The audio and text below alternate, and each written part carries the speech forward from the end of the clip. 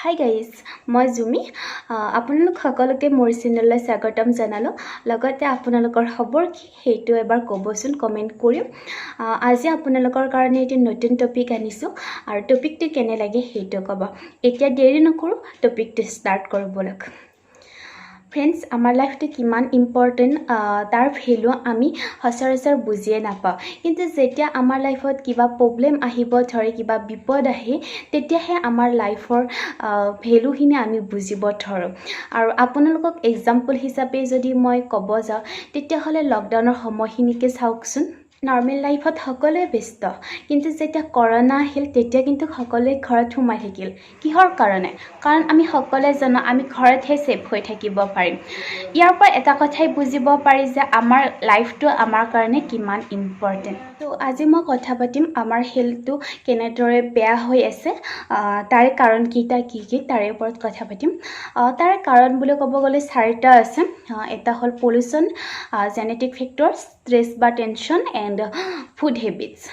pollution মানে কি আপোনালোকে চাগে গমেই পাইছে যেটো কল কাৰখানাৰ পৰা ওলোৱা ধোৱা গাড়ী মটৰৰ পৰা ওলোৱা ধোৱা এইখিনি আমাক বহুত ক্ষতি কৰে আৰু এটা আমি কন্ট্ৰোল কৰিব নোৱাৰো কাৰণ গাড়ী মটৰ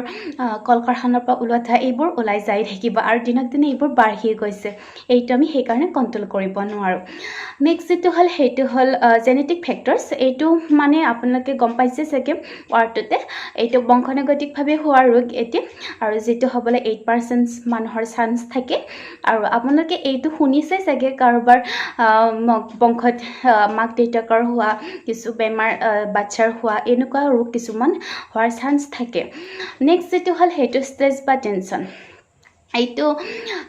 এনেকে কোনোবা ক'ব পাৰিব নেকি আপোনালোকে মোৰ টেনশন নাই বুলি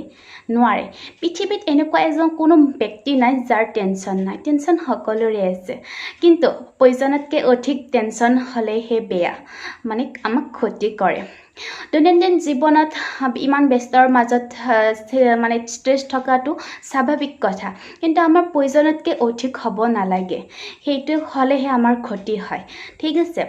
আৰু এইটো আমি কন্ট্ৰোল কৰিব নোৱাৰো পলিউশন জেনেটিক ফেক্টৰস এন্ড স্ট্ৰেছ আমি এইকেইটা কন্ট্ৰোল কৰিব নোৱাৰো কিন্তু লাষ্ট যেটো হল হেটো হল ফুড হেবিটস আৰু ফ্ৰেন্ডস এইটো সবতকৈ ইম্পৰ্টেন্ট হয় কিয় জানেনে ফুড হেবিটস আমি কন্ট্ৰোল কৰিব পাৰো যদি আমি ইচ্ছা কৰো আৰু বাকি তিনিটা কন্ট্ৰোল কৰিব নোৱাৰো আৰু খাদ্যৰ পৰা আজিকালি বহুত বেমাৰ আজাৰ হৈ আছে হেইটো আপোনালোকেও গম পাইছে কাৰণ আমাৰ খাদ্যবোৰ ইমান মানে ভেজাল হৈ পৰিছে দিনক দিনে সেই কাৰণে আমাৰ বহুত বেমাৰ আজাৰ হ'ব ধৰিছে আৰু এইটো টপিকটো বহুত দীঘল হয় সেই কাৰণে মই আজি এই ভিডিঅ'টোত ইমানখিনি ক'ব নোৱাৰিম নেক্সট ভিডিঅ' এটা মই লৈ আহিম এইটোৰ ওপৰত বহলভাৱে আপোনালোকক এইটোৰ বিষয়ে বুজাই দিম আপোনালোকেও কিবা ইয়াত কোৱেশ্চন কৰিব বিচাৰে যদি মোক ফেসবুক পেজত হলো কোৱেশ্চন কৰি ক'ব পাৰে নেক্সট ভিডিঅ' মই হেইটোৰ এনসাৰ দি লৈ আহিম আজিলৈ ধন্যবাদ নেক্সট ভিডিঅ'ত আকৌ লগ পাম আৰু কিবা খুদিব থাকিলে মোক ফেসবুক পেজত খুদিব পাৰিব আৰু যদি ভিডিঅ'টো ভাল লাগিছে তেন্তে লাইক এণ্ড শ্বেয়াৰ কৰিব আৰু কমেন্ট কৰি জনাবচোন কেনে লাগিছে কিবা বেভুল হলেও কৈ দিব আৰু আপোনালোক মোৰ চেনেলত নতুন হয় যদি চেনেলটো সাবস্ক্ৰাইব কৰি দিব আজিলৈ বাই বাই